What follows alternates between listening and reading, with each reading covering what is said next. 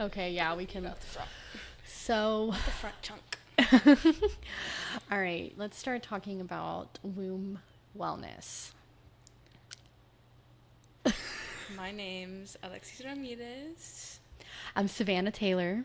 and together we're Chrysalis Collective, the Chrysalis Collective. Yes. So, Today, today this is our first episode recording. But it's been okay, I feel crazy. I feel like are we gonna edit this part? yeah, we can Okay, edit as much okay, as let's we need. let's just talk for a minute. Yeah. Just so I can Get or let's used to it. pretend we're recording and then let's start over. Okay. So you start over. Say who you are. My name is, or I am Alexis Ramirez, I am Savannah Taylor. and together we are the Chrysalis Collective. Hi, Alexis. Hi, Sav. So this is our first episode. It is. All right. We're getting things rolling. What are we going to talk about? Today we're talking about our journeys into creating the Chrysalis Collective and our journeys independently, what brought us to this space and wanting to create the space that we are creating and the community that we're building.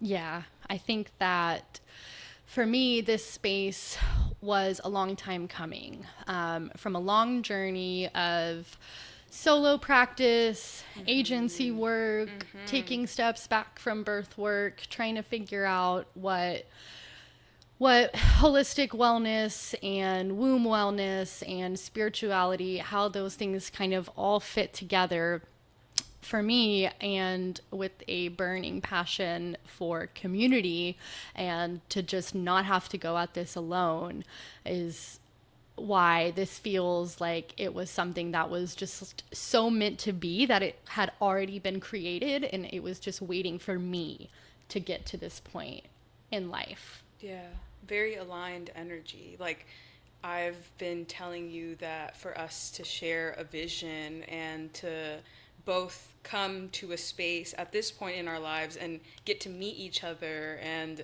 have the same passion is a huge blessing. Like, you don't find people that are this aligned with you every single day. Like, it really is a Yeah. blessing to be able to create this space with you, because you're right, it is needed. It's the universe.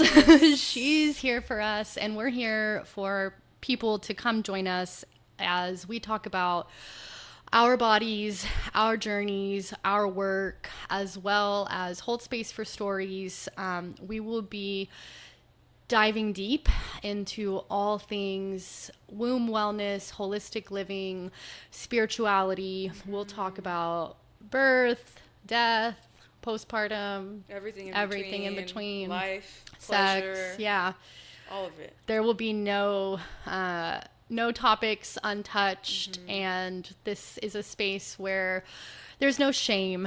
And I think that is what it makes me feel so safe with you, is that no matter where I am, you have such a calming energy and presence. And so I hope that we can give that to the people that listen to this podcast, that they can come to this place with us and realize that they're not alone in their journeys, and that there are people out there who see things the way that they do. And even if it's a little bit different, then that's okay. There's room for all of it here. Exactly.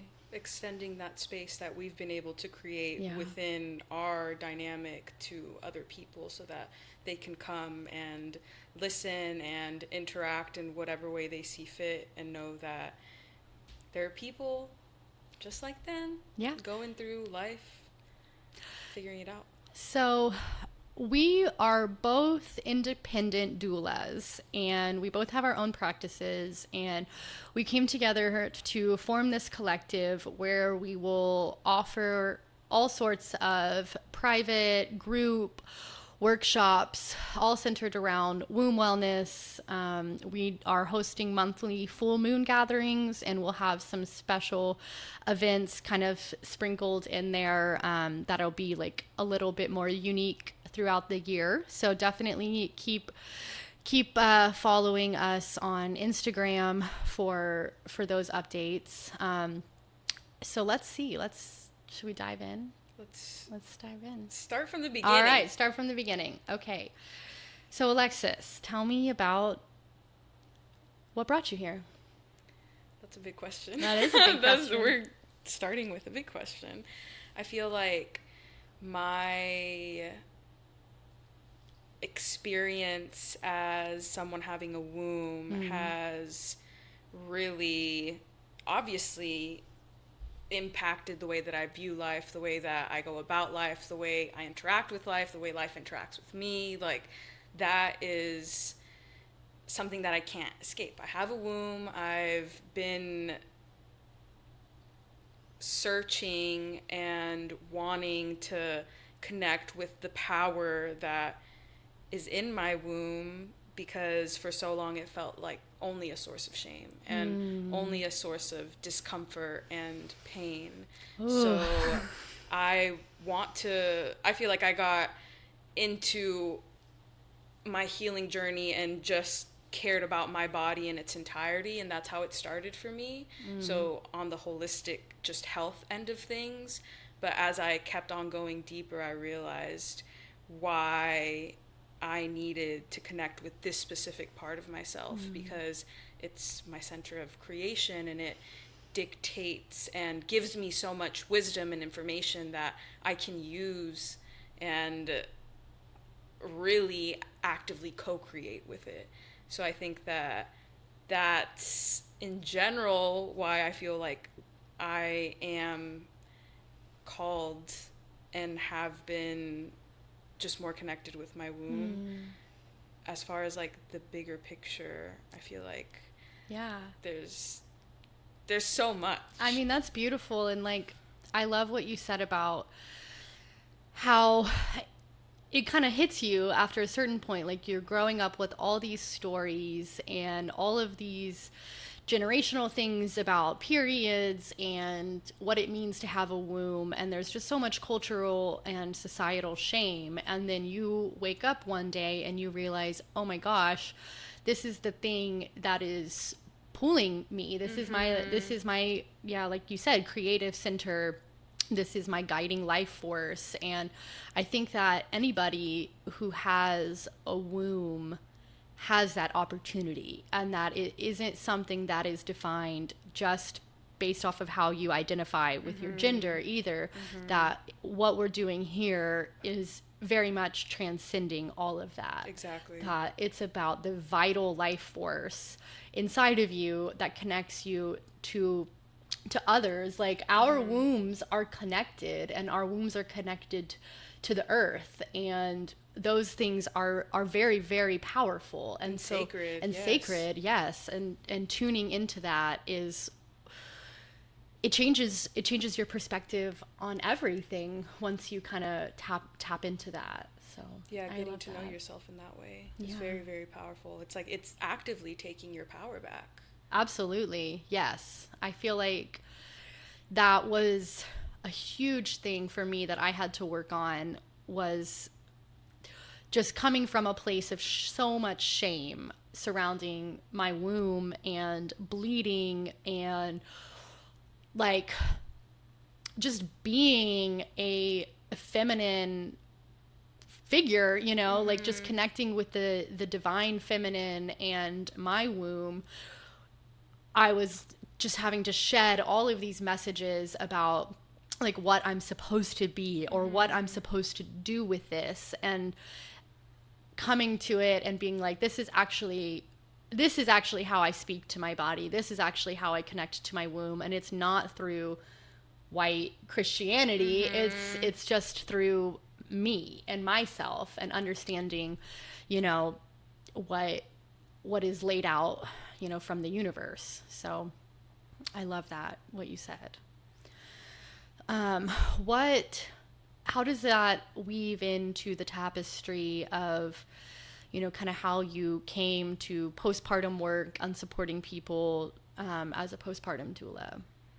I think that I see postpartum as, well, first of all, I feel like I've just been really transitioning out of calling myself even a doula, just because of, I feel like words are very powerful, and the fact that doula does actually mean like an enslaved woman that helps is like not something I want to reaffirm into my reality. So I'm kind of pivoting more into just like womb work, because that is such a general and like huge beautiful umbrella that encompasses so much. And I think that in womb work, postpartum naturally falls into that, because you have to give yourself that space to let your womb recover and really honor your body's need for ease. We get that every single time we have a period, you know, that our body is calling us to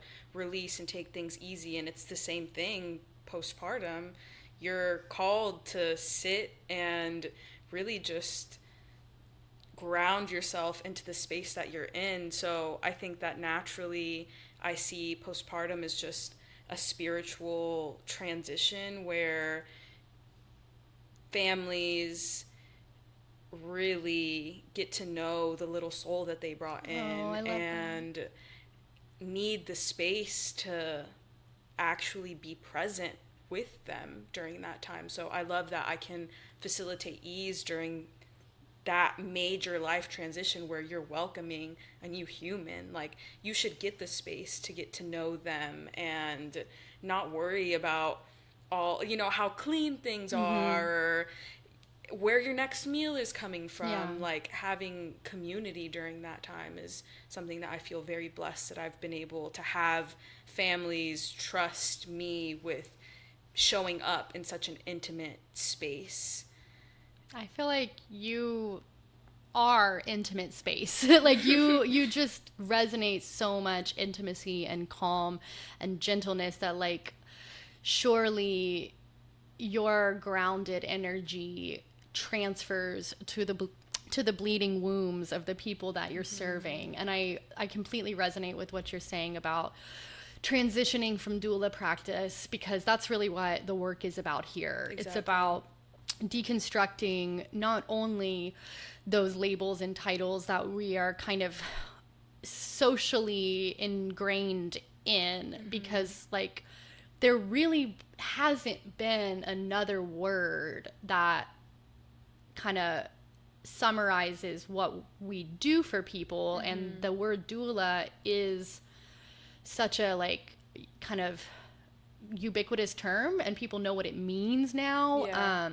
And so it's just kind of easy to use it, but that's not what we are like in this space. So exactly. We are facilitators and space holders, and like we talked a lot about how we're both uncomfortable with any terms like healing and guiding, but like our collective consciousness and collective awareness and connection is what allows us to go into those types of spaces and to hold space for people who are in transitional phases in life. Exactly. And so that's, you know, that is so powerful and so transcendent from the word doula or the idea doula. And so I feel like going forward, our work is going to have to be so revolutionary and so different, and will need us to move away from that idea. Exactly. right. Just thinking about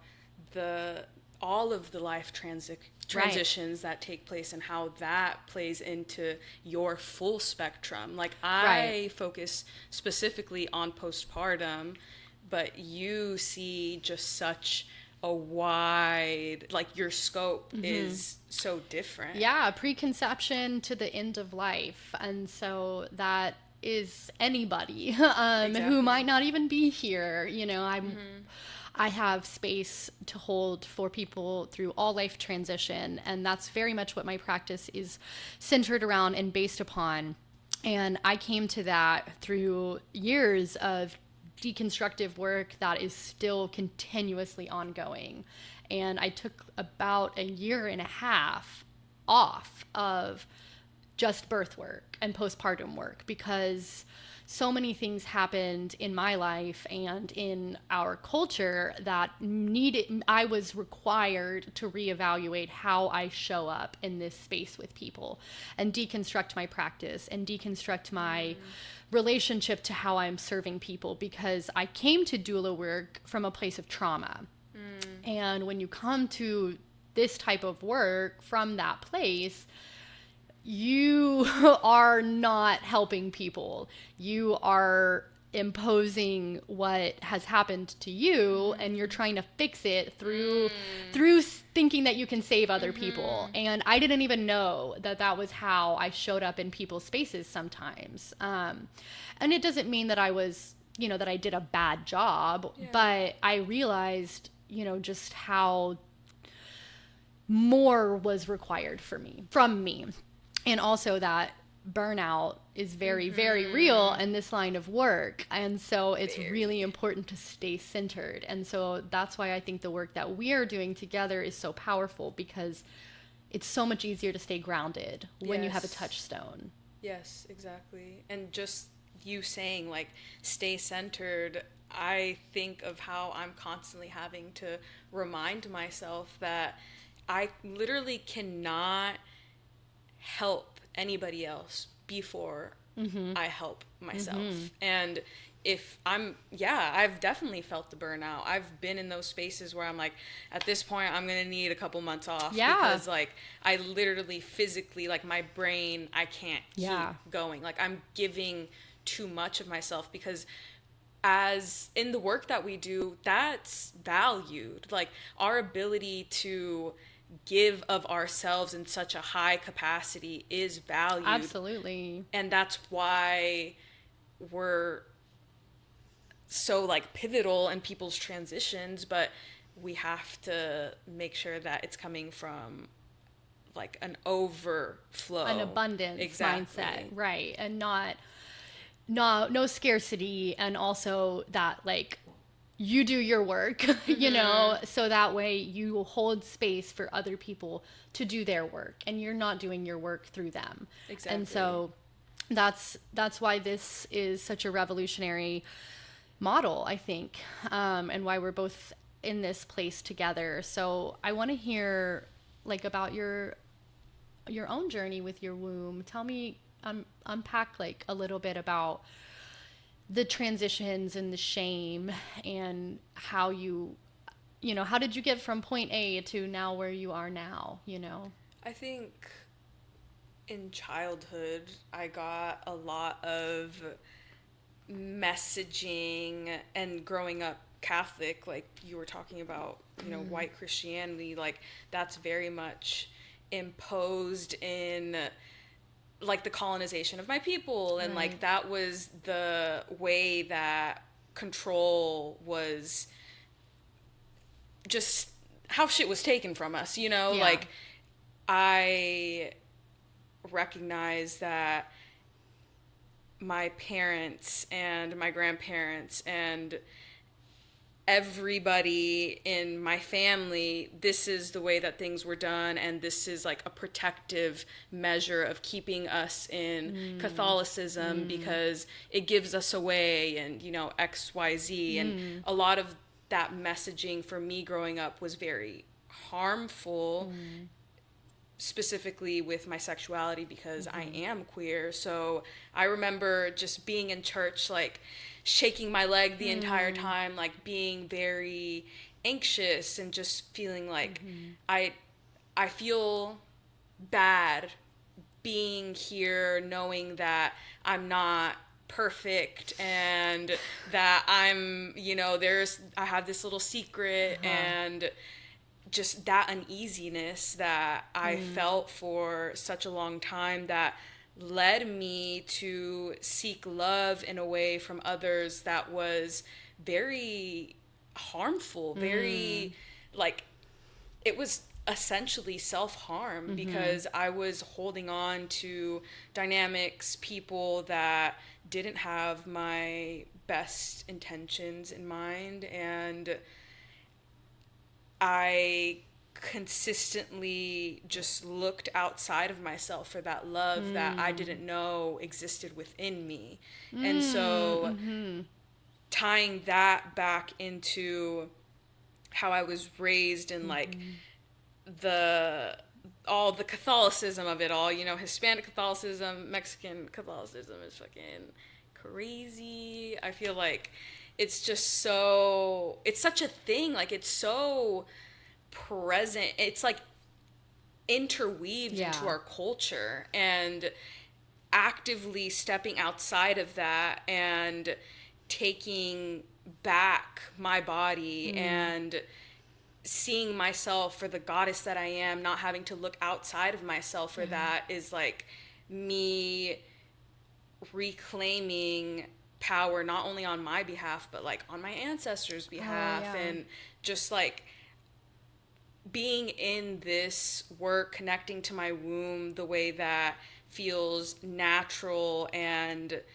just powerful, like that is a part of healing that generational trauma. Absolutely. And making sure that I'm not going to perpetuate it, and I'm able to create space and hold space for others in a way that doesn't impose any of that harmful colonial bullshit. Yeah.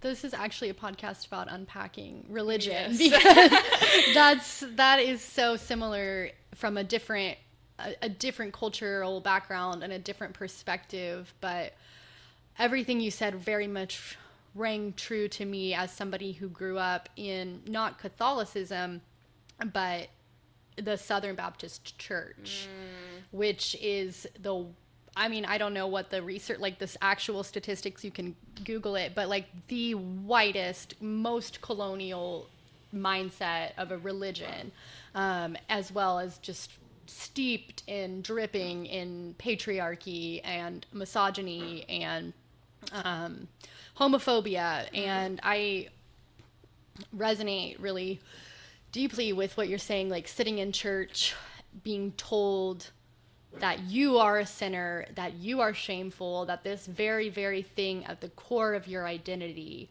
is removing you from achieving some sort of love and grace and perfection. And none of that is true. Like none of that is real. That is just what those institutions feed you. And like, I remember having a conversation with a leader who was like a leader in, I guess, a Sunday school group. And I had asked a question like, why won't we let gay people in our church?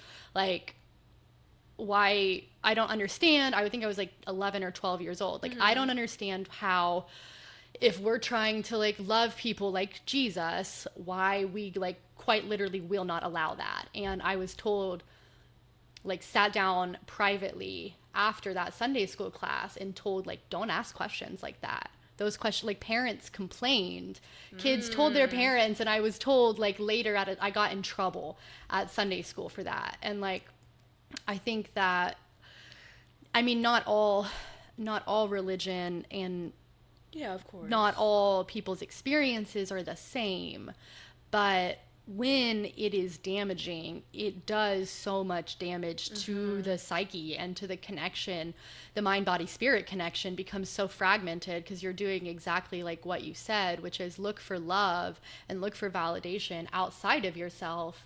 And for me, I don't know how it was for you, like in Catholicism, but purity and virginity and marriage and all of the heteronormative bullshit too was very much like just laid on so thick that like my first connection with my womb was like, number one, you're dirty and shameful for like having this because women caused the fall of creation, right? Yes, and that so story. You know, like this is your fault anyway, and your period is a punishment for original sin, basically. And childbirth is a punishment for original sin. It's supposed to be painful. It's supposed to be painful, and you deserve it. And then, you know, being told that like your virginity is the most sacred thing about you. Yes. And that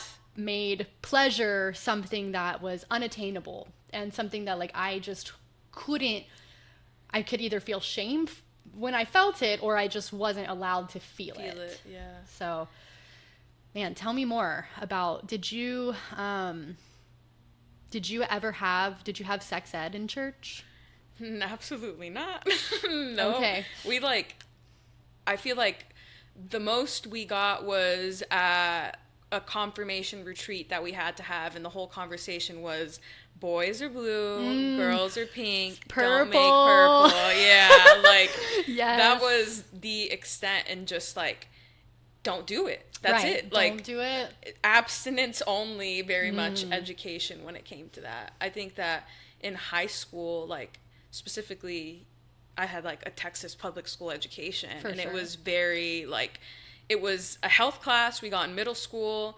We just ran through things really quickly. It was very much like and at the end of everything, like no matter how much information we got, it was, but the safest thing, like your safest bet is just don't do it. Don't do it. Exactly. Right. There was no talk of pleasure. There was no talk of, real anatomy. Yeah. Like the education was just very much geared to, and This is wrong, dirty. Yes. Yeah, we don't want to talk about it. I'm like having flashbacks right now of these mega church and like sanctuary amphitheaters with this like tatted, tall, like in the Baptist church, there's like a weird crossover between like hip musician and like pastor. Like it's all very weird. But like these super serious like anti-masturbation sermons where like God. kids would just be crying and raising their hands, like singing and confessing their sins about how they are so dirty and wrong, and like it was all about just shame, and repenting from the shame, and there was no room for anything other than that. And so like, how did you deconstruct it? How did you move out of that? Because it takes a minute. I think that just coming to terms with my sexuality was such a big part in my journey. Like I had this knowing my entire life, and like very much was performative in my sexuality for everybody else. So because I am bisexual, I could pass off and just date guys and just keep on bringing guys home to my parents, so that I never had to have that questioning of my sexuality. And then moving into college and being more accepting of like, no, I enjoy being with women, like that's, but I'm still not going to tell anybody. So then it went to like me being in the Peace Corps and like being able to be who I am away from anybody that's ever known me, and being able to have that space to truly show up as fully myself and not have anybody have expectations of who I've been was very, very liberating. And my time in the Peace Corps in Zambia was just like such a powerful, present experience. It's the first time that I've ever really sat with my emotions and all of these like deeper knowings about myself, and thought like, okay, I'm not, it's like right in my face. I can't keep running from who I actually am. I can't keep being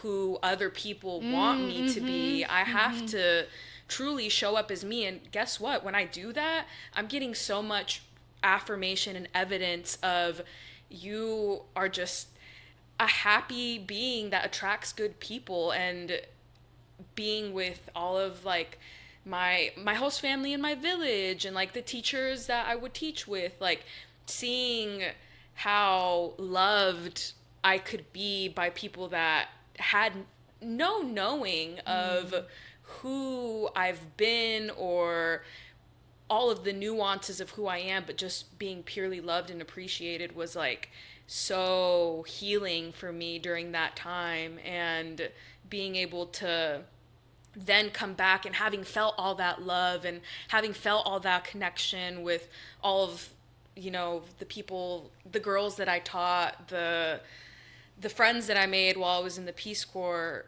coming back because of the pandemic and being so sad and like just in a very deep depression. I think that's when I really had to sit with coming into myself fully, because it was doing me so much more harm and hurting me to be anything other than what I truly am. Yeah. I think that needs to just sit for a second, because Yeah. that's so beautiful. You are love and you are peace, and that's so beautiful. Like, I resonate with that so much, because this is going to be my, like, family members probably don't know this, but coming out episode here, because everything that you said, I resonate with, like, just so personally, because I remember, hearing the sermons, hearing the messages, and having the thoughts and feelings about, like, I like women, I am attracted to women, but I'm also, like, attracted to boys and guys. Like, guys liked me. It was like you said, it's easier to just go along with that. And being told from a very, very, very early age, you can't be gay. Like, and not only from a church perspective that said that you are a sinner who, you know, is removed from, you're an abomination, right? From that to my parents just being like, you're not gay. You're our pretty, like, blonde-haired, blue-eyed little princess. You have a gay cousin. We think your brother's gay. Like, no, there's just no space for that for you. You have to fit into this box, this image of what we want you to look like. And then it wasn't until I went to college where I was, like, similarly, like, outside. Nobody knew me. Nobody knew my story, and I had an opportunity to kind of reinvent myself, where I started having those same conversations with myself and thinking about it and realizing who I actually am. And then I got pregnant at 19 and with the love of my life, you know, a partner who is irreplaceable and who has shown me so much devotion and protection and appreciation for my sexuality, and has let me come to this place of finally being able to confidently embrace my queerness without feeling shame. Like, there was always a level of, like, hey, you can't actually, like, be a part of that. Like, you can't actually have that identity, because, like, this isn't how you have put yourself out there for the last, 25, 26 years. But then I'll tell, like, my friends and family, I'll be like, hey, like, just so you know, like, I'm bisexual. I've always been bisexual. They're like, oh, yeah. For sure. Like, we get it. We know, So it wasn't until, like, in the last couple of years where I have removed myself from family structures and social structures and all of the things going hand in hand with womb work, right? That I was able to, like, sit at a place of peace with that and not feel any shame and not feel like an imposter in my sexuality.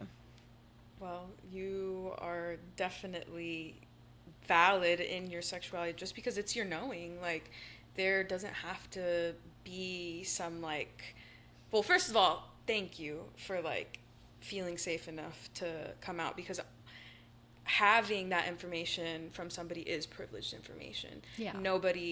You don't owe anything to anybody. Like, disclosure and this whole idea of it isn't necessary. It's like, definitely. I feel you're exactly right. Like, any information we're choosing to put out there is privileged information, but I just believe that, like, that the space that we're creating here and the people that we're drawing to us that are going to listen to us and be a part of these conversations with us, like there's trust here. And I think Exactly. it's really important that we unpack those things, because I want people to know, like, you're not alone. Like if you are coming to your queerness later in life, like you're not the only one, who is doing that, Exactly. and that's okay.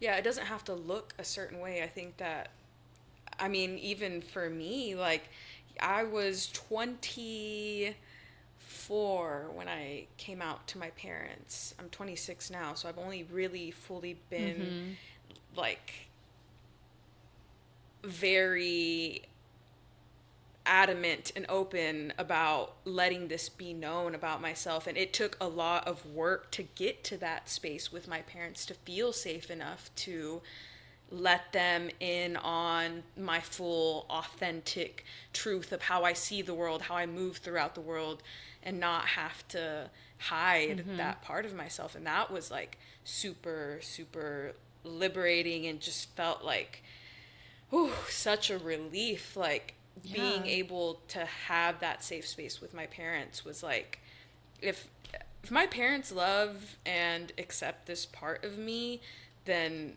that's a beautiful gift that I get to have. But also, not everybody gets that. Sure. And I know that it is a privilege to have parents that are supportive of me, despite or in spite of whatever messaging they were even given, Yeah. and what But you're they were healing raised them. on. Exactly. Through embracing your truth, you are doing exactly what you said. You are healing your lineage. You're like giving that love to your ancestors and to Yeah. your family, and that's so beautiful. Well, yeah, because it works both ways. Absolutely. And even you, like, you have 3 little ones. Yeah. So you being able to shine your light in that way and just be so open and real, and yeah, this is what it is, gives them the space to do that. So it's beautiful how, like, I can see it with you so directly in how your little ones are getting to be raised, and it's like retroactive for me just because of I don't have little ones. Like, Yeah, I will yeah. one day, and I know that it'll be great. But Well, the beautiful thing about all the work that you're doing now is like you are changing the structure of the cells. By healing your trauma, you're changing the structure of your cells that are present in your ovaries, that are forming the basis of life for your future spirit children. Yes. Like that is so powerful. And I do feel like the work that I'm doing now is very much for my daughters, my son, and hopefully the future generations that come after me, because like we get to have such a different experience. Like nobody in my house is calling a period a curse. My little boy, who is 3, almost 4, he is like so funny and so excited when I start my period. Like he'll ask me about it. He's like, "How's your period? How's your period?